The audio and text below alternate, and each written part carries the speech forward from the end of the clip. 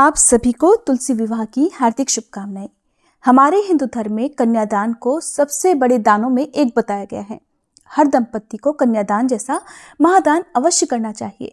जिन दंपतियों की कन्या ना हो, ऐसे दंपति भी तुलसी विवाह के दिन तुलसी जी का विवाह कराकर कन्यादान का पुण्य प्राप्त कर सकते हैं। और हमारे हिंदू धर्म में तुलसी विवाह का विशेष महत्व है। कार्तिक मास के शुक्ल पक्ष की देवउठान एकादशी और द्वादशी तिथि दोनों ही दिन तुलसी विवाह करने की परंपरा है। इस दिन तुलसी जी का विवाह भगवान विष्णु के शालिग्राम रूप के साथ किया जाता है। तो तुलसी विवाह करने के लिए आपको आवश्यकता होगी तुलसी जी के पौधे की। अगर आपके पास तुलसी जी का पौधा नहीं है तो आप नर्सरी से नया पौधा खरीद कर भी आज के दिन ला सकते हैं। विवाह कराने से पहले तुलसी जी के गमले को खूब अच्छी तरह से सजा लेना चाहिए। तुलसी जी को स्नान करा लेना चाहिए, पत्तियों को अच्छी तरह से धुल देना चाहिए और जो मिट्टी है उसे भी अच्छे से साफ कर लेनी चाहिए। तुलसी जी का विवाह कराने से पहले आपको अपने घर की दिशा निश्चित करनी होगी, क्योंकि तुलसी जी का जो विवाह है वो खुले आंगन में, घर के मुख्य द्वार के आसपास या छत पर किया जाता है। तो आपके यहाँ पर जैसी भी सुविधा हो आप कर सकते हैं। विवाह के लिए एक वधू को जितनी भी श्रृंगार की सामग्री या जो भी साज सज्जा की आवश्यकता होती है उसकी तैयारी आप पहले से करके रखें और सबसे पहले अपने सगे संबंधियों को तुलसी विवाह का निमंत्रण जरूर दें, क्योंकि आज के दिन शालिग्राम जी के साथ तुलसी जी का विवाह कराया जाता है। शालिग्राम जी एक पत्थर के रूप में होते हैं और जो असली शालिग्राम जी हैं वो गंडकी नदी में पाए जाते हैं। तो आप शालिग्राम जी की जो भी मूर्ति है, तस्वीर है, उन्हें आप एक अलग से चौकी पर जरूर स्थापित करें। अगर आपके पास शालिग्राम जी नहीं है तो आसपास मंदिर में आपको शालिग्राम जी मिल जाएंगे। आप पुजारी जी से कहकर मांग कर उनसे शालिग्राम जी ला सकते हैं। अगर फिर भी आपको ना मिल पाए तो आज के दिन आप भगवान विष्णु या भगवान कृष्ण की मूर्ति या तस्वीर के साथ भी तुलसी जी का विवाह करा सकते हैं। बस ध्यान ये रहे कि भगवान कृष्ण या भगवान विष्णु की जो प्रतिमा या तस्वीर आपके पास हो वो अकेली तस्वीर हो, साथ में राधा जी या लक्ष्मी जी नहीं होनी चाहिए। पूजा करने के लिए आपको 2 चौकी चाहिए और जिस जगह आप पूजा करने वाले हैं उस जगह पर आप गंगा जल छिड़ककर, गाय के गोबर से लीपकर, गेरू से लीपकर, उसके बाद सुंदर सी रंगोली सजा लें। 2 चौकियां रखें और एक चौकी पर आपको शालिग्राम जी या भगवान विष्णु की प्रतिमा या तस्वीर की स्थापना करनी है। दूसरी चौकी पर आपको तुलसी जी का पौधा रखना है, जो गमले सहित आपको रखना होता है। चौकी के चारों ओर 4 गन्ने खड़े करके मंडप बना लें। उस मंडप को आप अपनी सुविधा, अपनी सामर्थ्य अनुसार सुंदर चुनरियों से, साड़ी से या लाइट आदि से सजा सकते हैं। अब जो तुलसी जी का पौधा है वो आपको फेरे लेने से पहले, विवाह कराने से पहले किस तरफ रखना है ये बात भी आपको ध्यान में रखनी है, क्योंकि जब तक विवाह के फेरे नहीं होते हैं तब तक जो तुलसी जी हैं वो शालिग्राम जी के दाईं तरफ विराजमान रहती हैं। विवाह कराने के बाद, फेरे कराने के बाद तुलसी जी का स्थान परिवर्तन किया जाता है और उन्हें शालिग्राम जी या भगवान विष्णु के बाईं तरफ बिठा दिया जाता है। चौकी पर कलश की स्थापना जरूर करें। कलश की स्थापना करने के बाद एक दीप जलाकर रखें। तुलसी जी का श्रृंगार करें। मंगलसूत्र और सिंदूर को छोड़कर बाकी सभी जो भी श्रृंगार की सामग्री है वो तुलसी जी को अर्पित करें। लाल चुनरी चढ़ाएं और उन्हें आप काजल, बिंदी, मेहंदी आदि लगाएं। चूड़ियां चढ़ाएं। जो पौधे की टहनियाँ होती हैं आप उनमें चूड़ियाँ सजा सकते हैं, चूड़ियाँ चढ़ा सकते हैं। इसके अलावा लहंगा, साड़ी, चुनरी ओढ़ाकर भी आप तुलसी जी का श्रृंगार कर सकते हैं। भगवान शालिग्राम जी को आप स्नान कराकर चंदन का तिलक लगाएं, उन्हें जनेऊ अर्पित करें और उन्हें पीला वस्त्र जरूर अर्पित करें। जो भी दंपति तुलसी विवाह कराते हैं उन्हें इस दिन उपवास रखना चाहिए। चाहे आपने एकादशी का उपवास रखा हो और आप द्वादशी तिथि को तुलसी विवाह कराना चाहते हो तो आपको दूसरे दिन भी उपवास जरूर करना चाहिए। फिर अब आप हाथ में जल और पुष्प लेकर अपनी पत्नी सहित तुलसी विवाह का संकल्प लें कि आज आप तुलसी विवाह कराने जा रहे हैं। हे शालिग्राम जी या हे श्री विष्णु भगवान, हमारे द्वारा की गई पूजा को और हमारे द्वारा किए गए इस विवाह को आप स्वीकार कीजिएगा।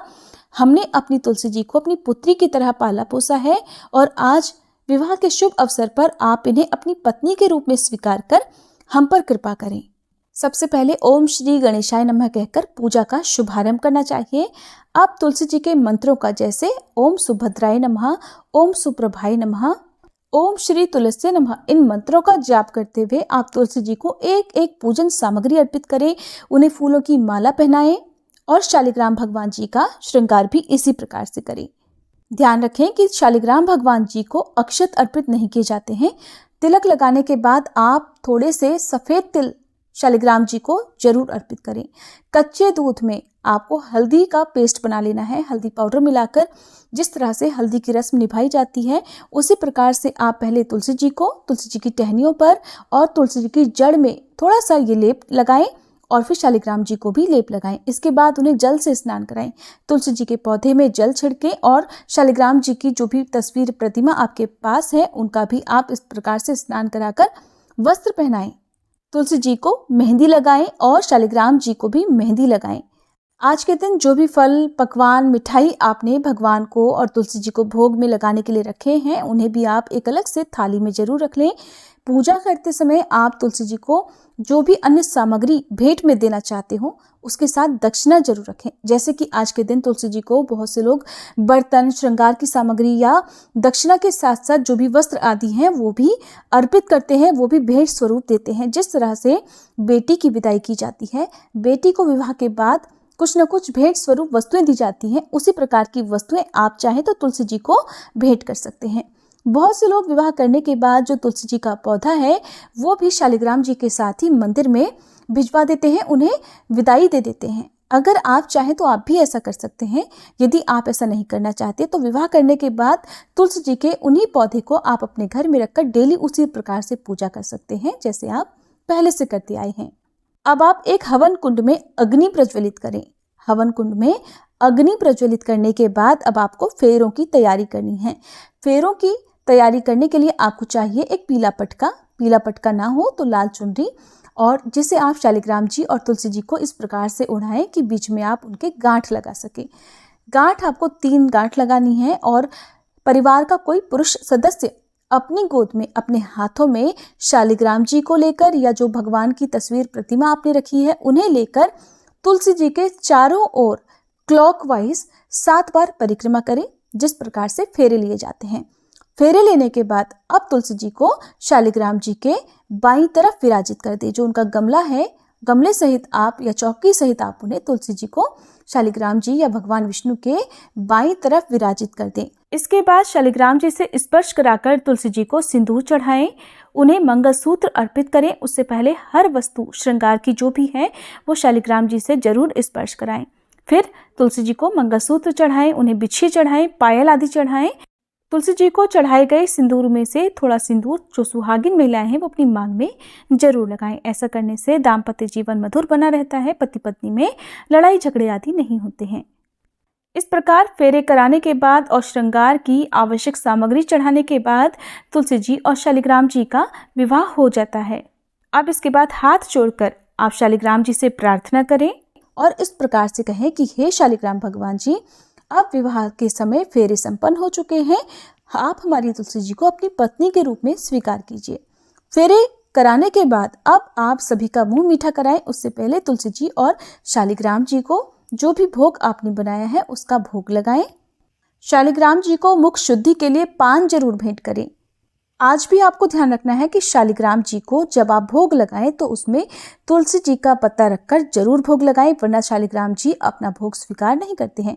क्योंकि एकादशी और द्वादशी तिथि के दिन तुलसी दल नहीं तोड़े जाते हैं, तुलसी पत्र नहीं तोड़े जाते हैं, तो आप दशमी तिथि के दिन ही सूर्यास्त से पहले पहले तुलसी पत्र तोड़कर रख लें और उन्हें बाद में जल से धोकर भगवान को भोग लगाएं। बाद में बचे हुए भोग को प्रसाद रूप में इस परिवार के सभी सदस्यों में बांटना चाहिए। जिन दंपति ने कन्यादान किया है उन्हें विवाह कराने के बाद अपना उपवास खोल लेना चाहिए। उपवास खोलते समय आप तुलसी जी का एक पत्ता पानी के साथ निकलें।